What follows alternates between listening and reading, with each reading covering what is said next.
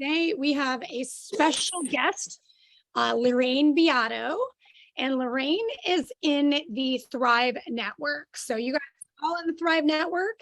You guys are, most of you guys are with EXP. So just for clarification, EXP is the entire brokerage. We have 85,000 plus agents. Chris and I, you and Lorraine are in the Thrive Network group. Okay, so we are a network of about 2,000 people with a wealth of knowledge. And Lorraine is going to be one of our first guests. We've had some other guests on. And then next week, we have an agent coming on that is going to talk to us about FSBOs. He's also in the Thrive Network and he's getting 1 to 2 FSBOs every week. But without further ado, I would love to introduce Lorraine Beato, the author of Flip the Switch, former broker. And so Lorraine, welcome. I'd love for you to introduce yourself, give us a background where you're at and how you got on this journey of investing. And definitely, you know, a lot of people are wondering how to talk to investors in this market. And a lot of people have a ton of equity.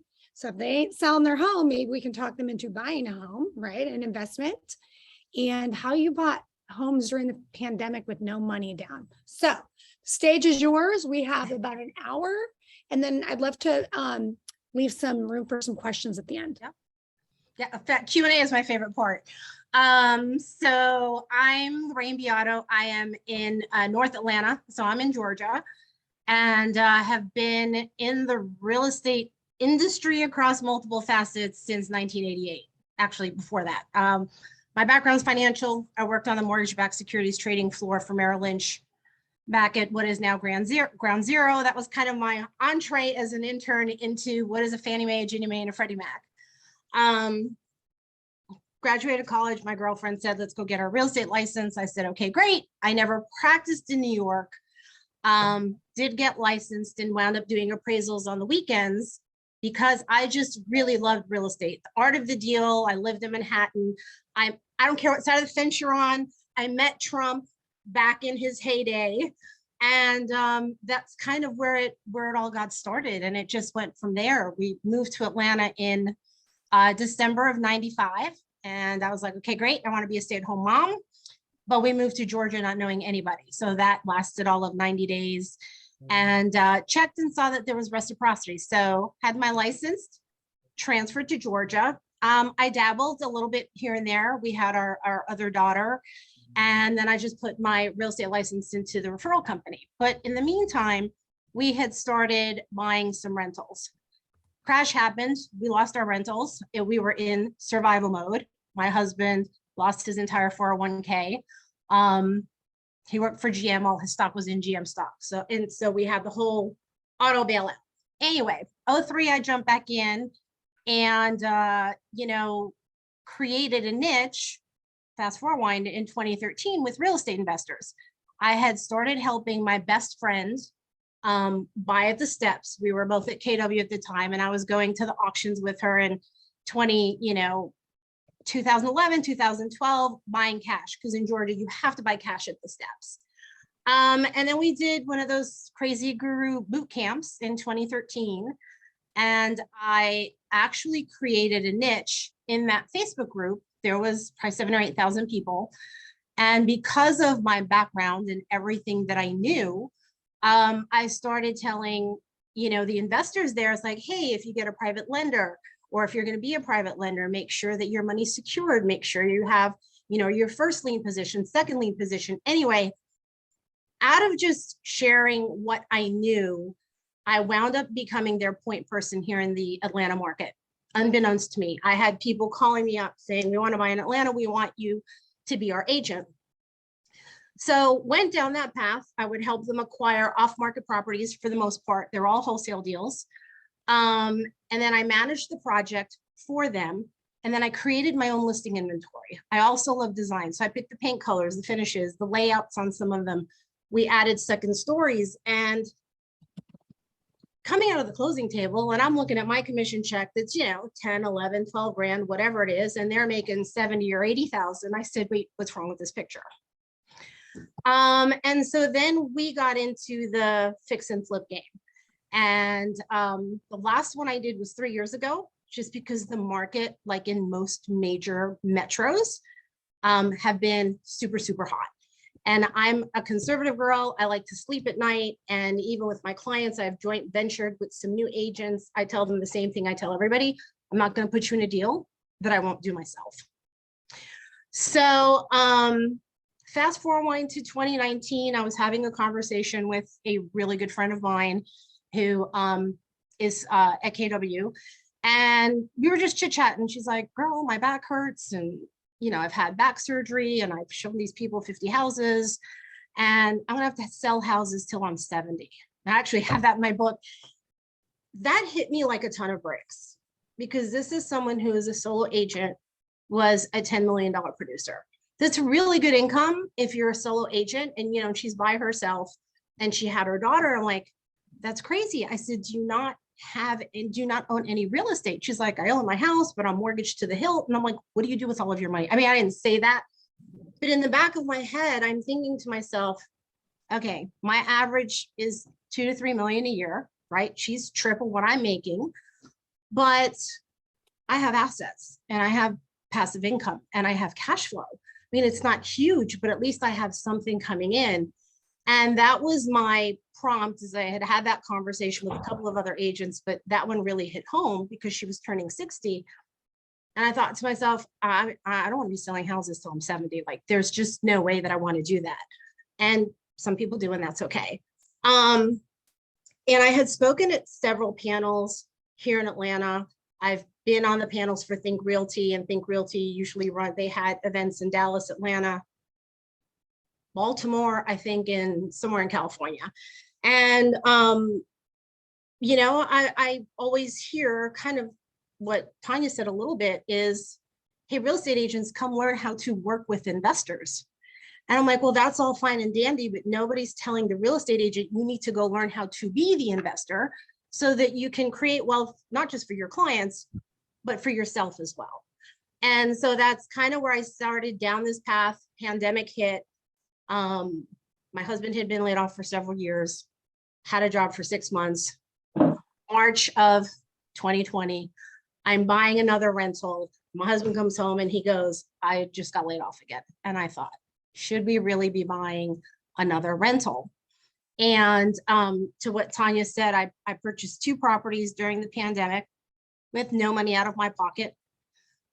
That particular property was a seller that had come to me back in, I think it was 2018. It's been a couple of years. It's probably 4 years at this point.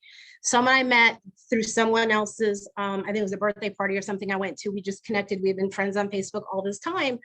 And she reached out and she called me and she said, look, I have 2 rentals that I would like to sell. And I said, okay, no problem. Give me the addresses and I'll pull comps for you. And I pull the comps for her. And she was $20,000 upside down in both of them. And so at that point, I said to her, I said, you know, look, even if I charge you 0 commission, you're coming to the table with 20 to 25 grand. And I said, you know, do you have a problem tenant? Like, are they giving you grief? And she said, no, my tenant's great. She's a long-term tenant. She's been in there for 8 years, always pays her rent on time. I said, then leave it alone. You're cash flowing, leave it alone. I think most agents would try to figure out, oh, how do I get a sign in the yard? And the other property was just vacant. She had had a bad experience with a property management company. It was in South Atlanta. And I'm like, I can't help you with that one either. If you want to try to sell it, you want to try to do a short sale or whatever. And she said, no, because her credit was close to 800. Short sale was going to ding her credit. So we left it alone. I didn't follow. I'm very bad at following up with people. I'll be the first one to say it. You know, we just kind of kept in touch through Facebook. And then she called me January of 2020 and said, hey, Lorraine, how are you? I said, good. She said, do you remember those 2 properties that I had? And I said, yeah. She says to me, the guy next door put lipstick on a pig and he just sold it for 120. I said, all right, let me go run comps. I'm working into a meeting. Let me run comps and let me go see what we can do. So I ran comps. I had been in that house. I knew it needed work. She owed 90. And I'm like, okay, if this guy got 120, I said, we can maybe get 110. I said, she did more than put lipstick on a pig. And she said to me, I want to talk to you about you buying the property. And I said, okay, let's talk about subject to. Is anybody here familiar with how subject to financing works? Or have they heard of the term, or do they know what it is? Okay, all right, perfect. Yes. So subject to is when you buy a property subject to the existing mortgage. And I talked to her about it. I explained to her how that works, that I would take over the mortgage, that the mortgage stays in her name until I get to a point that I refinance the property, take out her loan, and then it's in my name or my company's name. So I went to go look at the property, walked it, and this place needed a lot of work. It hadn't been updated. It's the original 70s cabinets, the original 70s stove, dishwasher, the whole 9 yards. And we were walking through the house, and she said, what do you think? And I'm shaking my head, and I said, well, not really sure. I said, let me talk to Rui, which is my husband, who was down in the crawl space. That's his job, checking everything. And she said, I was thinking 5. And I knew what she meant when she said she was thinking 5, that she was thinking $5,000. And I said, let me talk to him. Let's see what happens. And I could never play poker. And she says, wait a minute, Lorraine. She's like, I'm going to pay you $5,000 to take over the property. And at that point, I looked at her and I said, Tanya, I said, what's going on? I said, I know you have a son in the military. I know you have a grandson who's probably 6 or 7 by now. And she says to me, she said, how do you remember all of that? And I'm like, well, because I listen when people talk. So that's when I got down to the bottom of it. She was tired of being a landlord, didn't want to displace her tenant because she had been a great tenant for 8 years, and wanted to get to the point to move and transition to Florida. So we made a deal. I told her, I'm not comfortable taking $5,000. We can do $2,500 and you pay the closing costs. And that's what we did. And it was March 13th, Friday the 13th, right as COVID hit and the world shut down the next week. And I took over a property that was cash flowing, not a lot. It was $100 a month, but I got into a property. Not only did I not put any money out of my pocket, I actually got money to do some of the repairs. And that just came about from a conversation we had had 4 years before. And then she asked me about the other one. And I said, look, the other one needs 18 grand worth of work. That's just not something I can take on at this point in time, because Rui had just lost his job. And so it can be done. And it's just a question of finding opportunities where it works for both parties. And there's nothing wrong with that. I mean, we refinanced the property. It's out of her name. We did a couple of repairs and it's doubled in value. So I bought a property. I assumed the mortgage, it was 90,000. I now have a property that's worth 200. We've upped the rent. She paid the entire time through COVID. She was below market rent. And right now I think we're probably getting about $450 a month in positive cash flow. And then I bought her other one last year because she's like, you sure you don't want to buy the other one? You sure you don't want to buy the other one? You sure? And so I brought in partners and we bought her other property, same thing, right? We took it over subject to, it had been vacant she was paying $890 a month on a mortgage on a property for 4 years that was vacant, which is crazy. And it was the same thing. And before we bought it, same thing. My husband goes into the crawl space. The plumbing's missing. They stole the copper piping. They stole the AC condenser. All these things were missing. Before I bought it, she put in a brand new HVAC system and replaced all the missing plumbing and updated the electrical. And then offered to make 6 months worth of mortgage payments while I rehabbed it and got it rent ready. So it's how can you help other people where it's also a win-win for you. And that one, same thing, it's doubled in value. We just got a new tenant in there. We're cash flowing $650 a month net. And it was just all because I listened. And so that is something that I don't think anybody's out there teaching agents saying, hey, you know, our job is to problem solve. It's not always about putting a sign in the yard. And when I get into some of these Facebook groups and agents are like, but the seller could have gotten more money. It's not always about the seller getting more money. It's about what makes the seller comfortable and what works for them, not necessarily what works for us. Sorry, I just had to put my phone in. So I have a presentation, but you know, that's how I got my lake house. Kind of the same way was, you know, someone didn't want to take a listing in my brokerage, and I'm like, this is on Lake Lanier. Why would you not want a listing up on Lake Lanier? Same thing. Woman had she had had a stroke, had the mind of a 5-year-old, and I told them I was concerned for her safety. What do you want? And they said, we want to walk away. We just need to get her into assisted living, and we just want to walk away. And I said, okay, great. Well, what if I buy it? It doesn't cost you anything, and you can move her out, and we'll clean out the house. We'll trash out the house. And they said, no problem. And that was the very first deal I did that way back in 2005. So That's incredible. That is incredible. Thank you so much for sharing that. No, you're welcome. And so we already have the tools in place as agents, right? We already have the CRMs. We already know what buyers want. I mean, I got that one ready where we thought about selling it, but at this point we're cash flowing so well that we didn't. And it's just finding ways that like I said, it's a win-win for both sides. Everybody thinks it takes a lot of money. It doesn't take a lot of money. I got into all these properties. My lake house cost me $1,700 in closing costs. It's tripled in value. I'm not on the water, but I can see the water, and I'm two doors away from the boat dock. And, you know, as long as you're upfront with everybody and you disclose and they understand, you know, how a subject to works. Of course, you know, you don't want to keep it in your name for forever. The idea is to get in and refi and get out as soon as you can.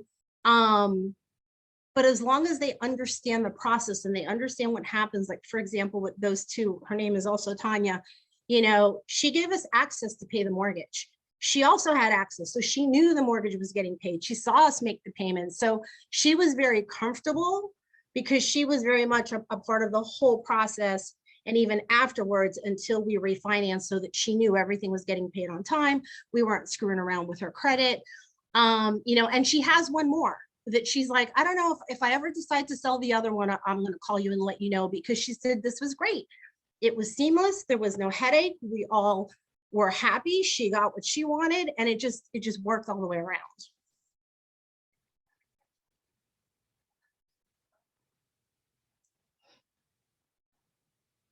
Just, oh, wait, hang on. I don't know if somebody's got a question.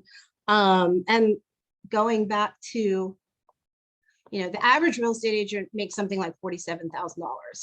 And when you look at the average investor, and I've pulled, and these are, hang on a second, and I pulled the stats, as of 2021, I believe it was, the average investor in Metro Atlanta makes $111,000 a year. That's as easy sometimes as doing 2 deals. Let's see, aren't these rare opportunities? Yes, I think so. But it's knowing how to identify them, right? I'm because of all the work and all the Facebook groups and everything that I got entrenched in 2013, 2014, 2015, I learned about creative financing. Subject 2 was something that really interested me. And it's just, I mean, they're there. I have another one. I had another one that was an agent that called me from my former brokerage, and he pinged me on Facebook and he said, hey, Lorraine, I've got a referral for you. And I said to him, did you stop selling real estate? Because Atlanta, you're on 400 or you're 75, 85, right? It's not easy to get from one side to the other. And this was in his part of town. And he said, no, it's an investor thing. I don't know what to do with. And I said, all right, fine. I talked to the guy, went out, met with him, went through his property. House was trashed, holes in the walls, but it was all cosmetic stuff. Was there for about an hour and a half, and you know, it was dog poop on the carpet. The house was a mess. And I said, I can do one of 2 things. And we have express offers. So remember, well, EXP has express offers. I went through the house and I told him, I can do one of 2 things. I can bring you a cash offer because I work with investors and I work with some hedge funds. I said, or we can put it on the market. And so I'll give you an idea of numbers because I think that helps put things into perspective. He owed about 125. He wanted 150. Fixed, it was worth 260. So it was like $110,000 spread. So I told him, look, let's go on the market, 175, 180. That leaves room for an owner occupant to go in, do the paint and carpet, that type of thing. And I can get you probably 30 grand more. So it took us probably 3 or 4 months to get through it. We hit the holidays. He was very emotionally attached, nasty divorce. And I told him, I said, look, if I put it on the market, I will get you more money. And he said, I want 150. Anything above that, you can put it in your pocket. I said, it's not how it works if I list it. And he said, I don't want it listed. And I said, but I'll get you more money. He said, I don't care. I'm embarrassed to have people walk through my house in the condition that it's in. That's why people sell to Open Door. That's why people were selling to Zillow. And I said, no problem. I brought in one of my partners because as far as I'm concerned as an agent, wholesaling is a gray area. That's just how I feel. And so I brought in my partners. They sold it to a hedge fund. And then we split the assignment fee. I made probably what would have been triple my commission because then they paid me out on one of my other LLCs because I don't like mixing the two together. And so we've got to stop thinking about what's in it for us and what's the best way for us to help someone else and make it a win-win. Let me see. How does credit income play into the refi? So when we refied our rentals, my husband does hard money. We didn't do conventional financing. We went the hard money route, at which point it's all done in your LLC. So nothing is in my personal name now. There was a personal guarantee. And our interest rate was a little bit higher.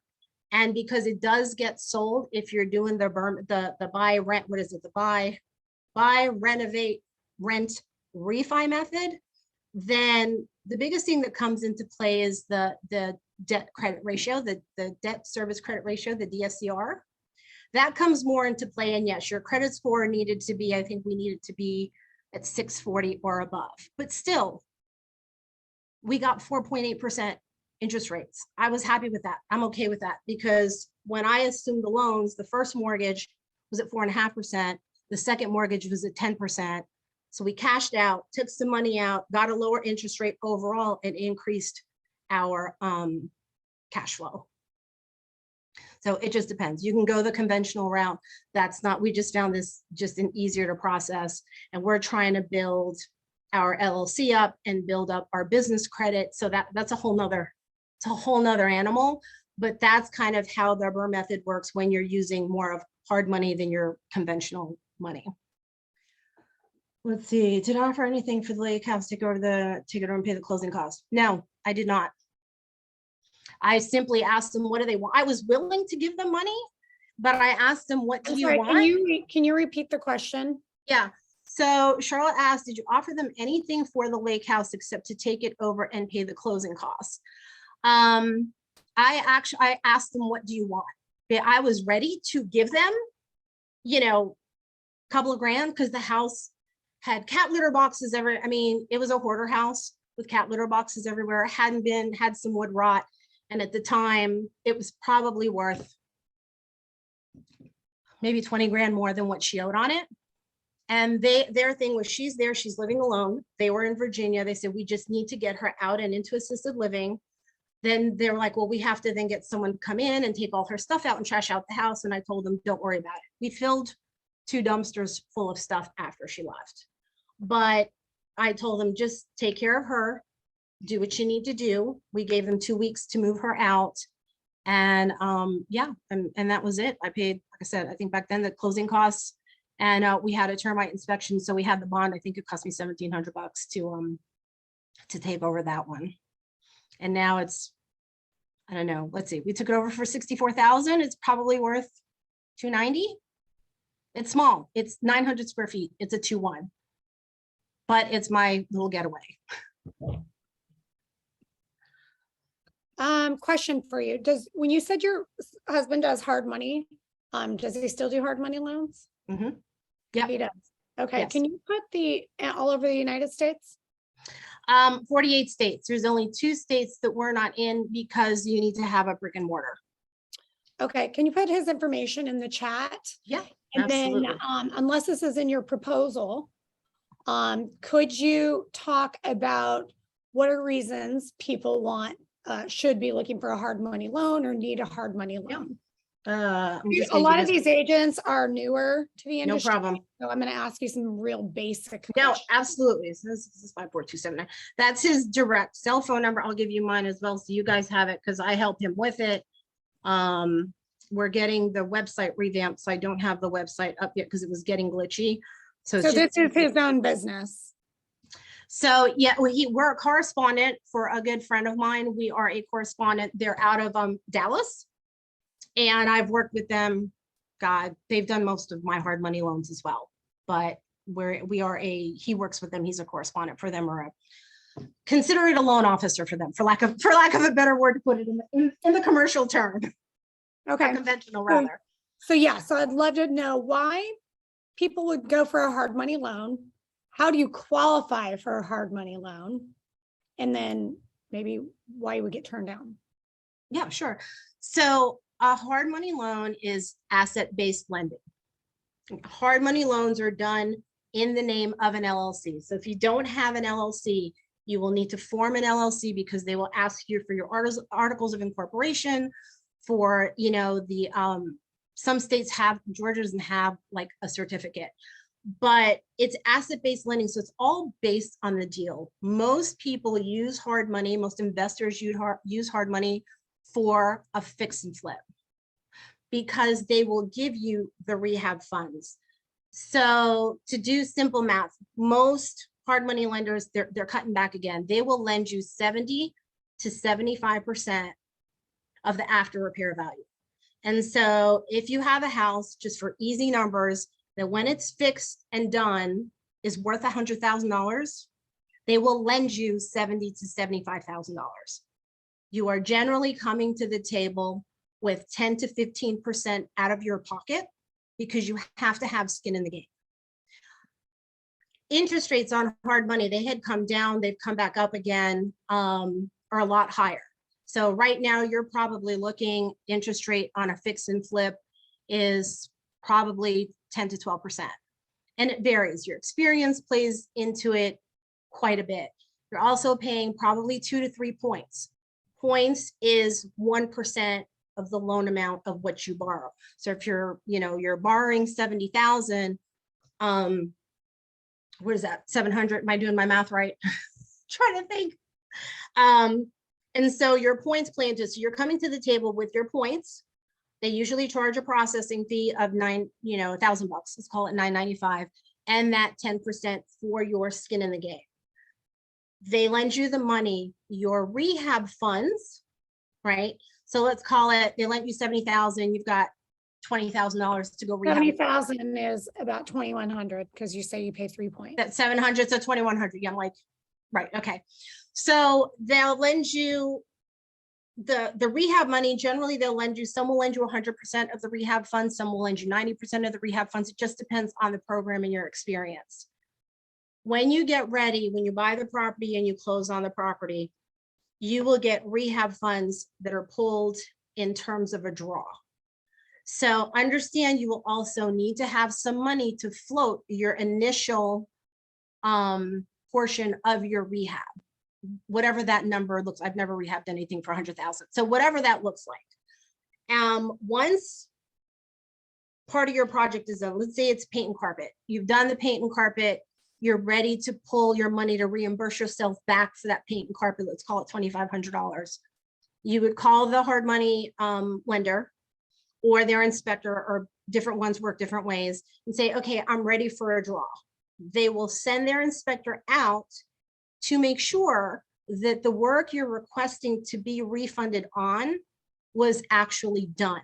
So if your carpet was done, but the paint wasn't done, they will just reimburse you for the carpet, but not the paint. If everything was done as per your scope of work, because when you get a hard money loan, you have to submit your scope of work from your contractor. They will then disperse the draw based on what you had on that scope of work. Like I said, if paint and carpet was $2,500, they'll then cut you a check directly to you for $2,500. And then it's up to you to go pay your contractor. And so that is the draw process. They do charge for the inspector to come out because that's something most people don't think about or they don't include in their numbers.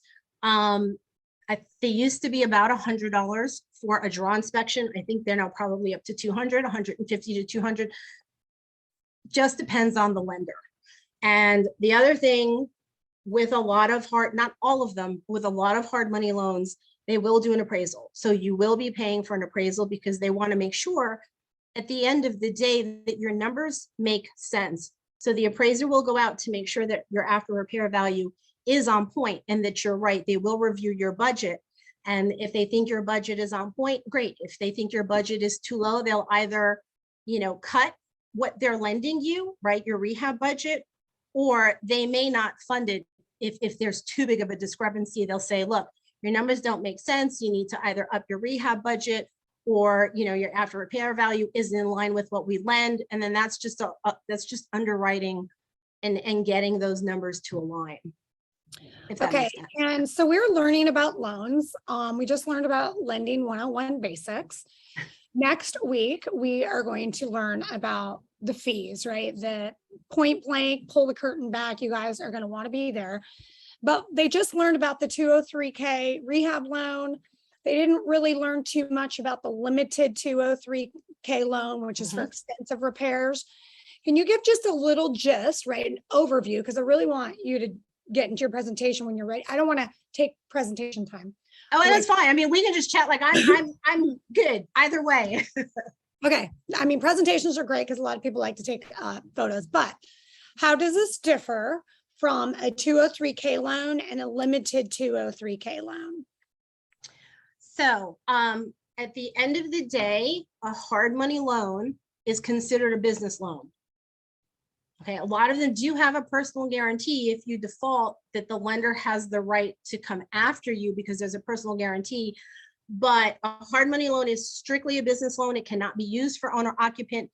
It says right in the documentation, if you go in there and you live in it, you have like technically defaulted on the loan because it is considered a business loan. That's why the interest rates are so much higher.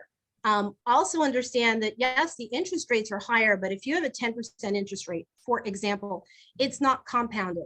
If you're in and out of a project in 6 months, really you paid 5% interest, not 10. And a lot of times, depending on the lender, you accrue interest, you accrue interest on the money, the rehab funds from day one. Some of them, you only start accruing interest on the funds you borrow when you borrow them.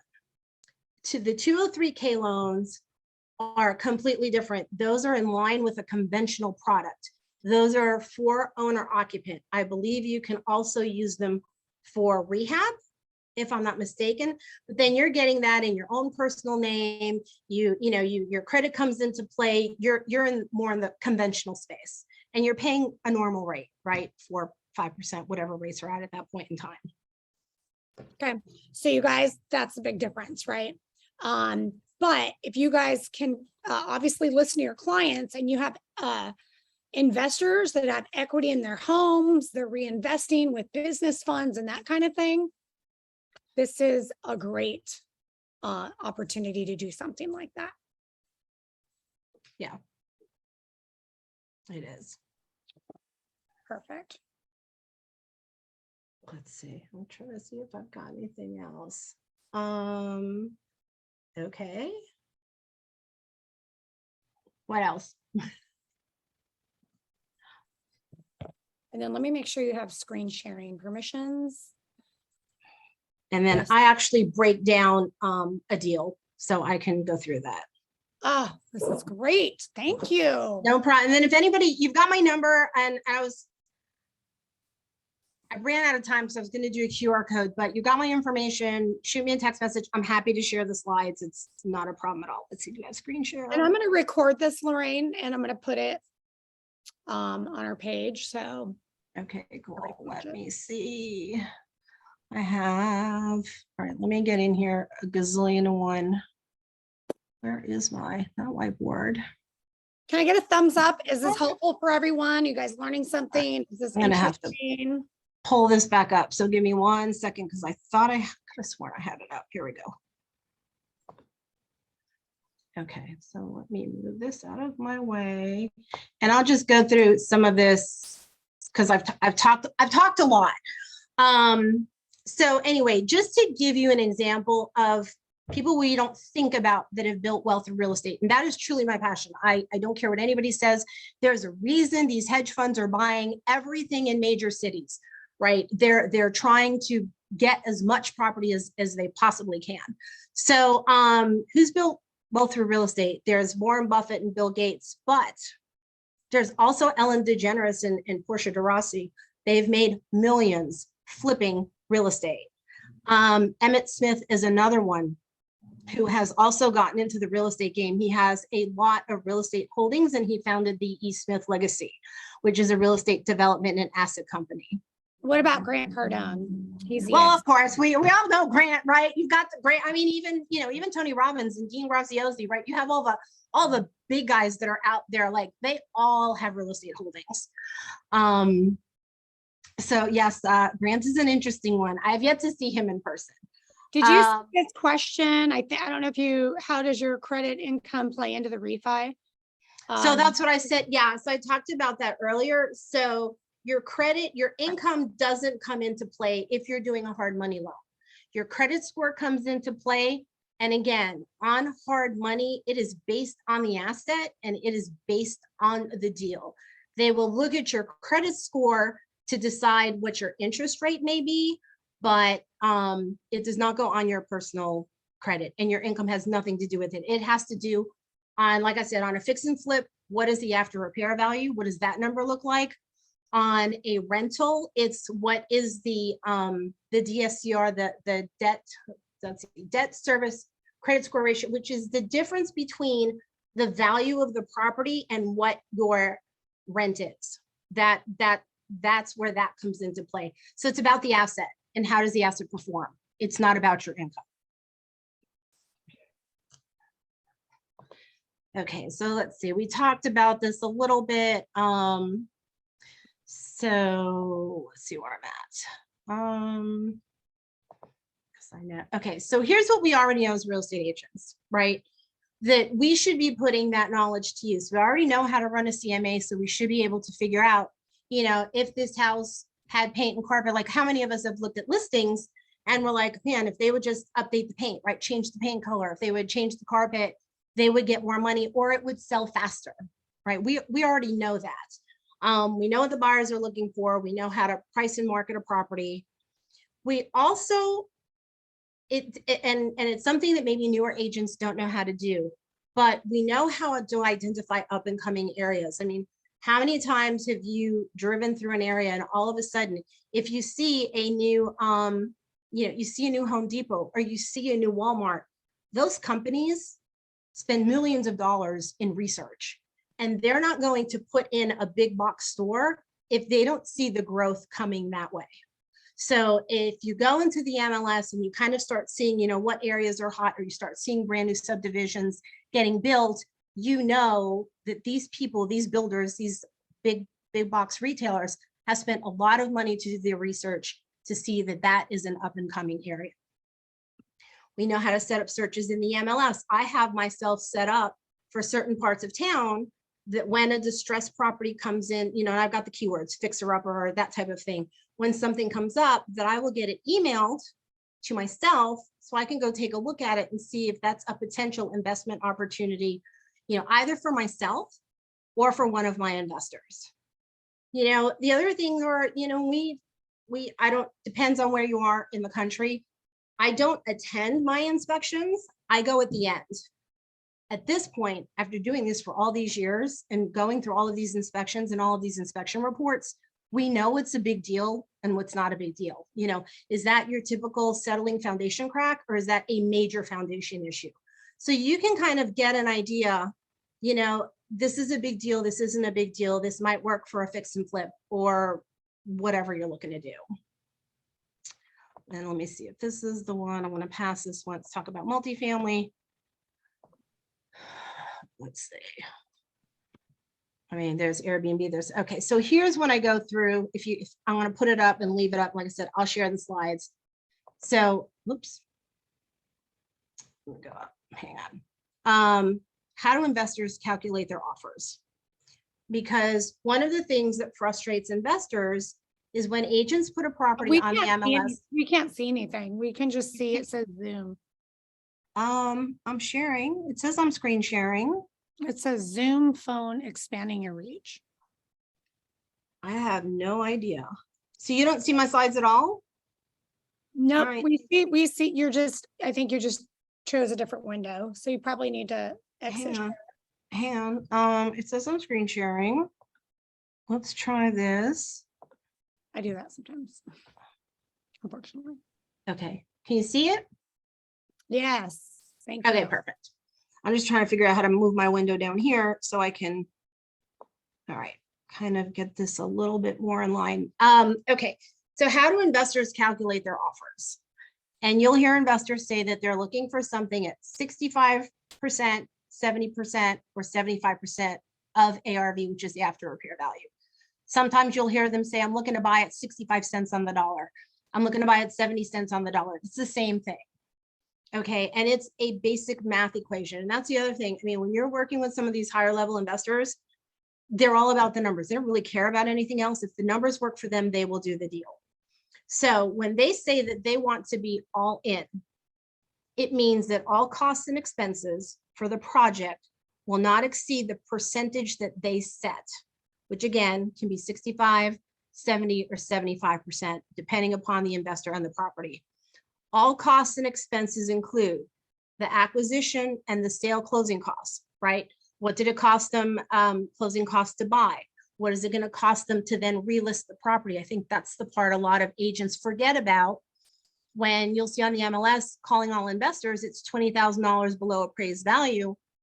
That doesn't help them any because they've still got to pay the commission to put the property back on the market. It includes their holding costs. Are they paying hard money, right? You need to have the utilities on if you're rehabbing a house. You need to at least have the power on. If you've got, depending on the level of renovation, you'll want the water on for your workers. Bank fees, any expenses that were incurred to acquire, complete, and sell the property is what they will put into their calculations when they run their numbers. So here's one. For example, a home is worth $200,000 after it's renovated. The investor wants to be all in at either 130, 140, or 150 using the 65, 70, or 75, depending on the percentage that they've chosen for the subject property. Does that make sense? I'm trying to see it. I've got the chat. Let's see. Yes. Okay, perfect.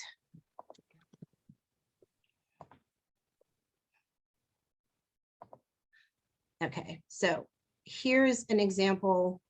Bring this down a little bit. I don't know if I can get the window in. Okay, how do you calculate the MAO, which is the maximum allowable offer?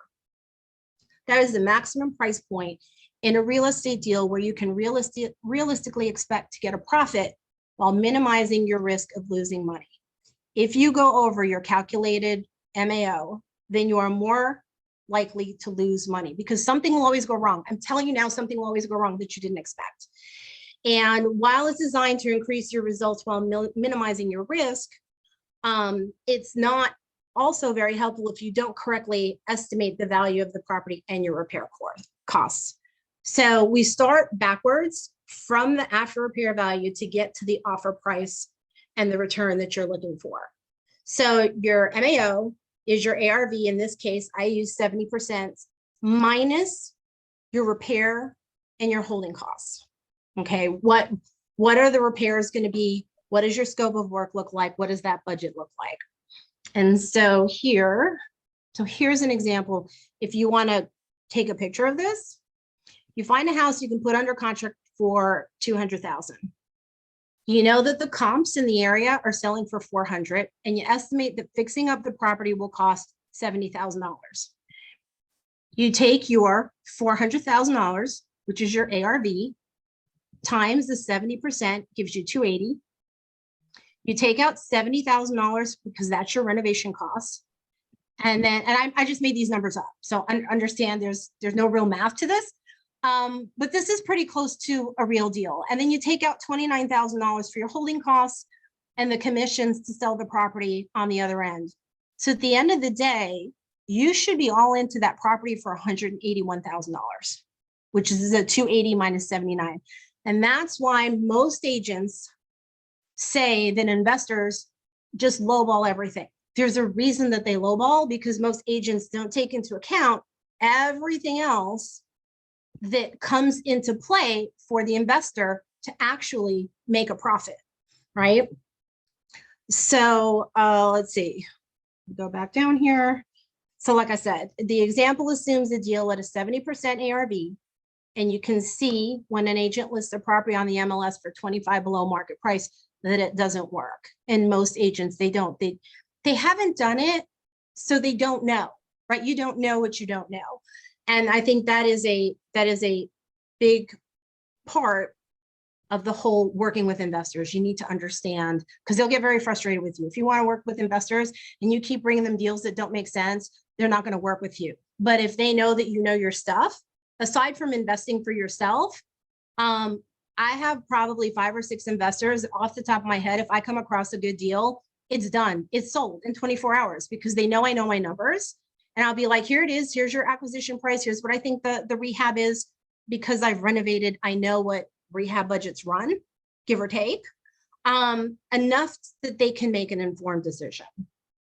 Now, there are other ways other than just rentals and fix and flips that you can invest. And so I cover a couple of these just kind of really quickly. And so you can fix and flip. You can do cash flow or rental properties, which you can acquire. As I've told you, I have 3 that I've acquired with little to no money out of my pocket. Come on. You can, whoops. More. You can get into wholesaling, which depending on where you are, depending on your brokerage, I know there's a big push to get wholesalers licensed. So that I will leave up to you and your discretion and your brokerage, because there's a brokerage here in town that's mostly where all the wholesalers that do have their license have their license with, because she doesn't care, right? So it just depends. You're a super successful real estate agent. You've got a big team. You're making a ton of money, and you don't necessarily want to get into the fix and flip game, or you don't want to have the headache of rentals. You can also become a private lender. A lot of investors instead of using a hard money lender, they will use a private lender where they will give them a higher rate of return, right? Banks aren't paying anything. What that number looks like is between you and your investor. I've got people that I've paid 6%. I have some other people that I paid 10% interest. That all gets negotiated out. And then of course you need to have the appropriate paperwork in place. But that is another way to kind of get into real estate without maybe necessarily being in the nitty gritty. There's also tax lien investing, which I'm sure, most of you are probably familiar with. You can also joint venture on a partnership, right? I've done that with some new agents that I mentored. Was they wanted me to help them get into their first deal. And I said, okay, no problem. This is what we're going to do. And I helped them buy the property because I was the agent. Well, the one I did the last time, they weren't an agent yet. So I helped them buy the property, but then they created the LLC. So their LLC owned the property. They got the hard money loan so they could start building the experience under their name. And we joint ventured. So they took on that responsibility. They got me to help them with the rehab. How do we redo the floor plan? What finishes do we put in the property? And then when it was all said and done, we put it on the market and we split the profits. And I took a bigger profit split because I did all the hand holding, and I did all of the, talking to the contractor. He wound up kind of going MIA for a little bit, but it was a learning process, and it was a hands-on learning process because we would meet at the property, and that particular deal, everything that could go wrong did go wrong. 3 contractors not showing up. So yes, but at the end of the day, he still made He put out of his pocket $21,000. That's what we brought to the table for the hard money lender. After he got his $21,000 back, he made, after our split, an additional $24,000 profit. So I think at the end of the day, he did pretty good. Let's see. So as I talked about earlier, you'll need your LLC, your business entity, which some agents already have, some don't. I happen to have 2 separate LLCs just because that's how I like it. I have my LLC that I get my commissions paid in, and then I have my LLC for my investing side. You know, business bank account. That's the other thing, your power team, right? As real estate agents, most of us already know contractors or handyman, landscapers, plumbers, roofers. So having that power team in place, most of us already have it. And so that just helps. And then your business processes and systems, right? So you can track everything. I use Excel. It just makes it just easy for me. I use Excel or a Google Sheet that I can share with my partners. We're all on point. We can all see it. We all know money coming in, money going out, and it's there. I am 100% transparent. Okay. And then, yeah, I mean, it's just like just do it. Don't get in your own way. I know it sounds easier than it is. I've got my information back here. Well, you also have your book. Where could they find your book? On Amazon? So my book, hang on. My book is on Amazon. Let me pop back up here. Okay, I'm gonna stop. Do you guys have everything? Do you need me to keep the screen up? Because what I want to do is also, so if somebody back. wanted to invest, you know, you guys obviously talk to the sellers, right? If you guys should all be getting express offer certified through Yes. EXP. The other thing is, you know, if somebody is in default, they go into, you can see the public record, but you got to be really careful as a real estate agent, approaching people in default, because you could lose your license, because that's all about ethics, right? So if somebody's in a foreclosure process, we can't prey on people that are in a vulnerable state. Do you want to talk about that? So I know a lot of people that go after pre-foreclosures, right? And so that's kind of where I'm so I actually sat at the state level for the Georgia Real Estate Commission for ethics. So I do everything by the book. And if I think it's anything that's even a little bit gray that might get me into trouble, I will put it off to my partners. Like, I won't touch, they're not licensed. They don't get risks. You know, that's all on them at that point. But what some of them have done, like I've dealt with one that was in pre-foreclosure. There was another referral that was to me and they were in pre-foreclosure. And I went and I met with them and I'm like, well, what do you want to do? And like, well, we're going into foreclosure in 8 weeks. What can we do? And I said, we still have time to put it on the market and get it sold.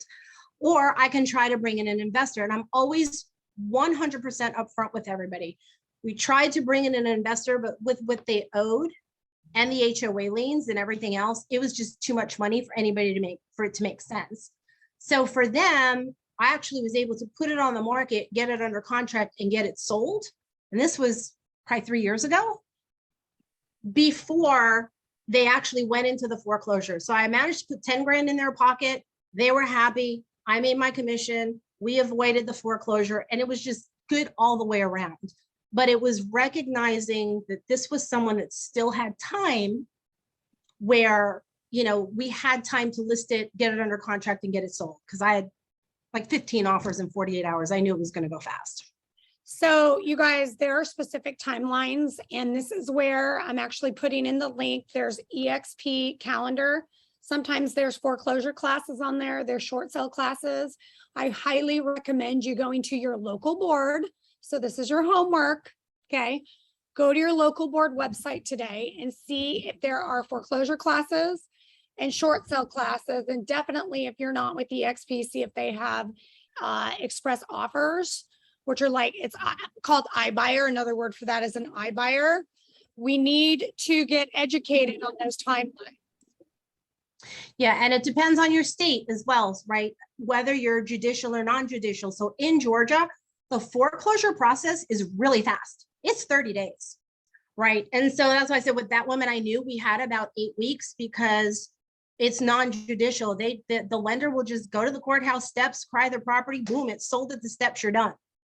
Some other states like New York, it can take you a year before someone gets foreclosed on because they have to go through the judicial process. So that's also important to know, depending what state you're in, what does that process look like?